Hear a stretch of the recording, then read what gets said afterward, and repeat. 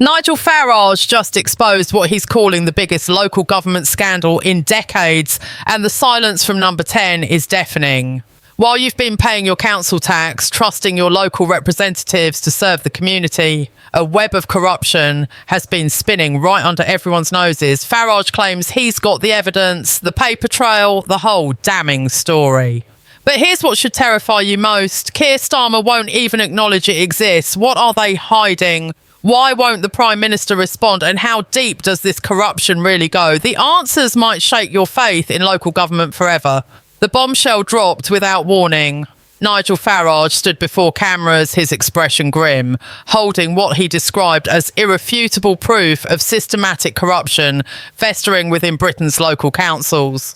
This wasn't just another political accusation tossed casually into the media circus. This was detailed, specific, and, according to Farage, backed by documents that reveal a pattern of misconduct so extensive it would make your head spin. He spoke about contracts awarded to friends and family members, about planning permissions granted in exchange for favours, about public funds mysteriously vanishing into private pockets.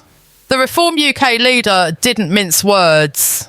He called it institutional rot, a cancer eating away at the very foundation of local democracy. But what makes this revelation truly explosive isn't just what Farage is alleging. It's the deafening silence that followed within hours of his press conference. Journalists bombarded Downing Street with questions. They wanted Starmer's response, his reaction, his plan to investigate these serious claims. Instead, they got nothing. Radio silence. The Prime Minister's office released no statement, offered no comment, refused to even acknowledge that Farage had spoken. It's as if they're hoping that by ignoring it completely, the whole story will just evaporate into thin air. But it won't. Because while politicians play their games of strategic silence, ordinary people are starting to ask uncomfortable questions. Consider what your council tax actually pays for. You hand over thousands of pounds every year, trusting that money will fix potholes, fund libraries, maintain parks, support essential services. You assume, perhaps naively, that the councillors you elected are acting in your best interest. But what if they're not? What if behind the boring committee meetings and the tedious planning applications, there's a completely different game being played? Farage suggests that in some councils across Britain, public service has become secondary to personal enrichment.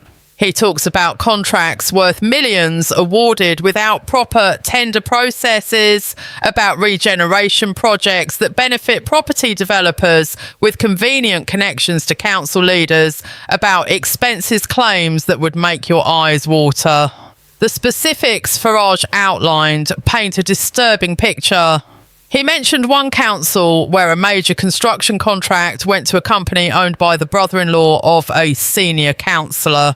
Coincidence, perhaps, but when you discover that this happened not once but multiple times with different councillors and different relatives, the coincidence theory starts to look rather thin.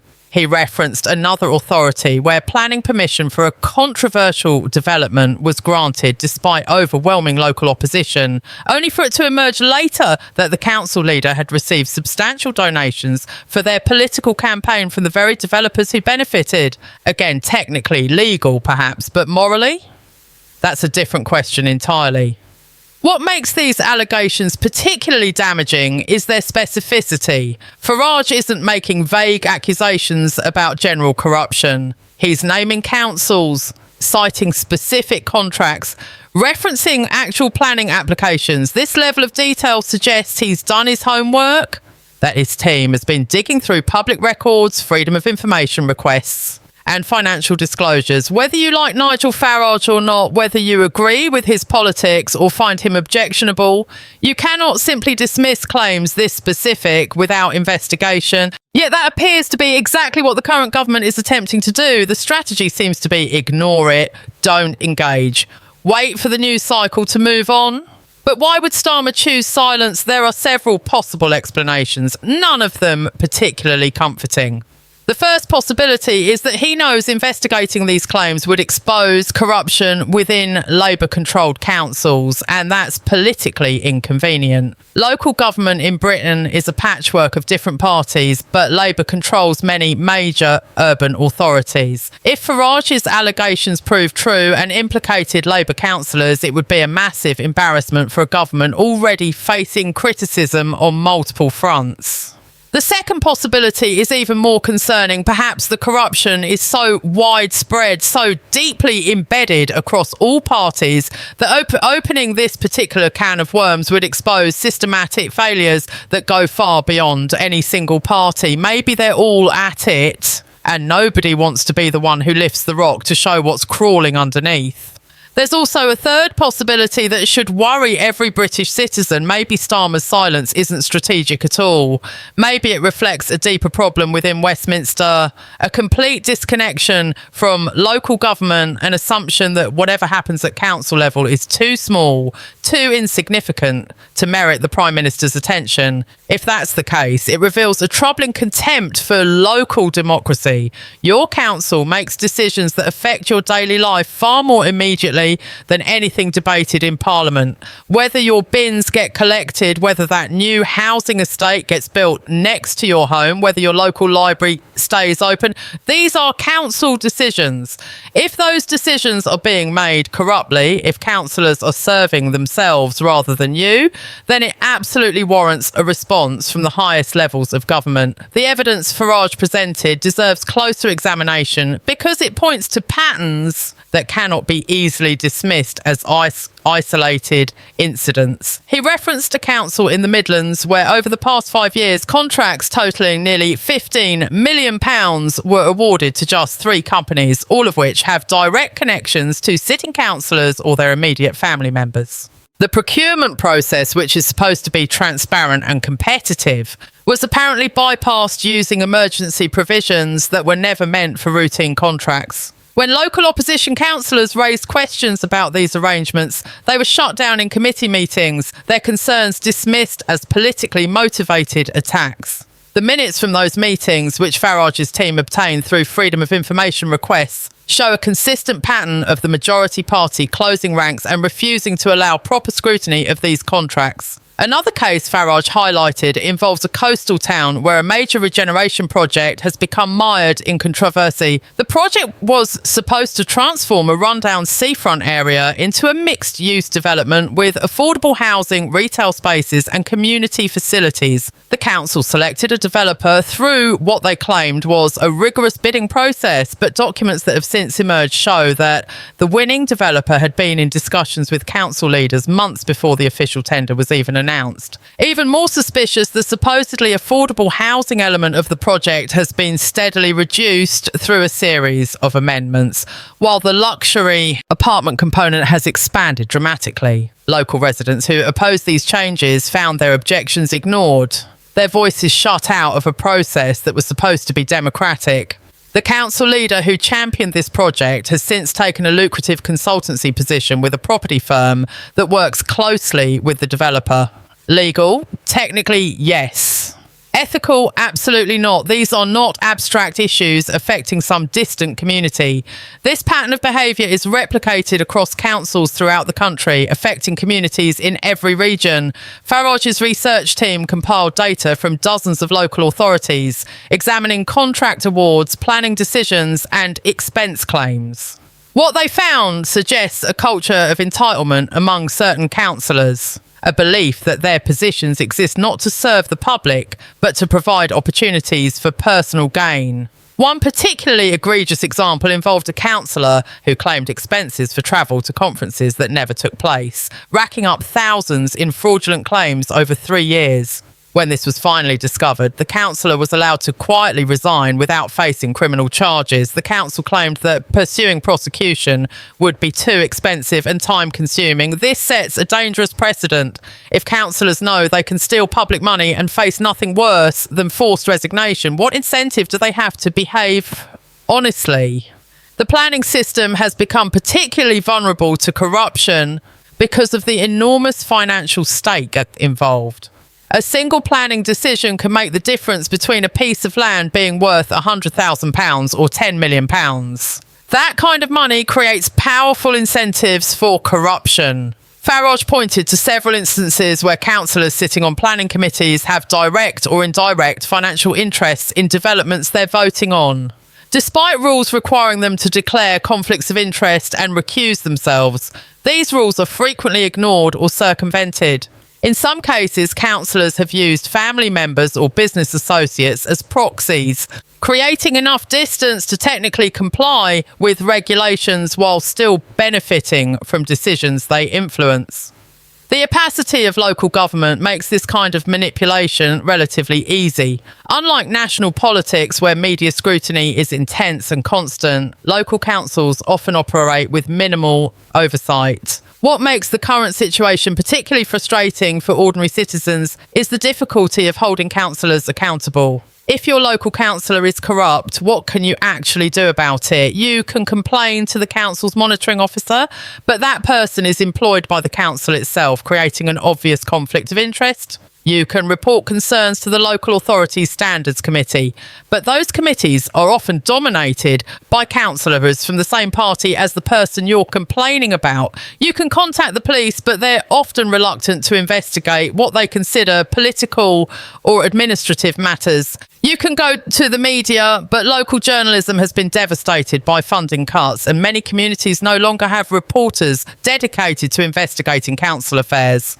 The systems that should protect against corruption have been systematically weakened, creating an environment where bad actors can operate with relative impunity. The financial impact of this corruption is staggering when you calculate it across all local authorities.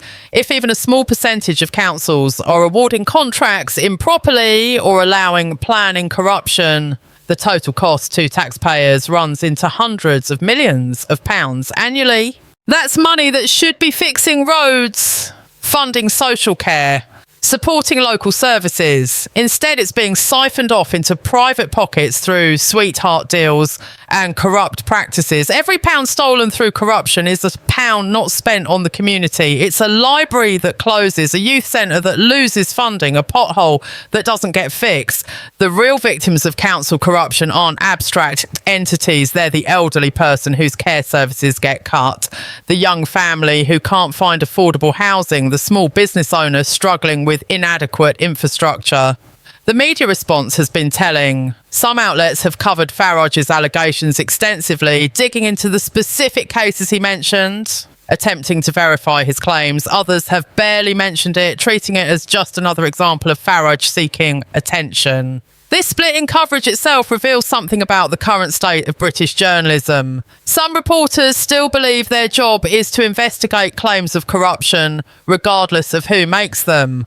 Others seem more interested in dismissing anything Farage says simply because it's Farage saying it. But corruption doesn't care about your political allegiances. If councillors are abusing their positions, if public money is being misused, that should concern everyone, whether you vote Reform, Labour, Conservative or anyone else. The question that dominates this entire scandal is why Keir Starmer continues to maintain his silence. Days have now passed since Farage's initial revelations and still nothing from Downing Street. No investigation announced, no task force established, no reassuring words to the public that these allegations will be taken seriously. This isn't an oversight or an administrative delay. This is a deliberate choice to say absolutely nothing, and that choice speaks volumes about the priorities of the current government. When corruption allegations emerge at the national level, we see immediate responses, urgent statements, calls for inquiries. But when it concerns local government, suddenly there's a complete lack of urgency. This double standard suggests that Westminster views local councils as somehow beneath their concern, unworthy of the Prime Minister's attention, even when serious criminality is alleged. Starmer's silence becomes even more inexplicable when you consider his background as a former director of public prosecutions. This is a man who built his career on upholding the law, on ensuring that wrongdoing faces consequences, on the principle that nobody is above accountability. He prosecuted corruption, fraud and abuse of public office. He knows better than most how corrosive corruption is to public trust and democratic institutions. Yet faced with detailed allegations of systematic corruption within local government, he says nothing. The contrast between his past record and his current inaction couldn't be more stark. It's as if becoming Prime Minister has fundamentally changed his priorities, transforming him from someone who fought corruption into someone who finds it politically convenient to ignore it. The political calculations behind this silence are transparent and deeply cynical. Labour controls many of the largest councils in England, including major cities where budgets run into billions of pounds. If a proper investigation into council corruption were launched, there's a very real possibility that Labour councillors would be implicated, perhaps in significant numbers. That would be devastating for a party already struggling with internal divisions and public criticism. Better, the thinking apparently goes, to simply pretend the allegations don't exist. Let Farage shout into the void. Don't give the story oxygen by responding to it. Hope that without government engagement, the media will eventually lose interest and move on to the next controversy. It's a strategy that might work in the short term, but it fundamentally betrays the people who voted Labour, expecting integrity and accountability. But this silence carries significant risks for Starmer personally and for his government more broadly. Every day without a response allows the narrative to solidify that Labour has something to hide, that they're protecting corrupt councillors because those councillors belong to their party. Fair or not, this impression is taking root, particularly in communities directly affected by the corruption Farage has exposed. People in that Midlands town where questionable contracts were awarded are watching. Residents of that coastal community where the regeneration project became a property developer's bonanza are paying attention. They're seeing their local concerns dismissed, not just by their councils, but apparently by the highest levels of government as well. This breeds the kind of deep cynicism about politics that eventually manifests in electoral consequences. Voters have long memories when they feel betrayed.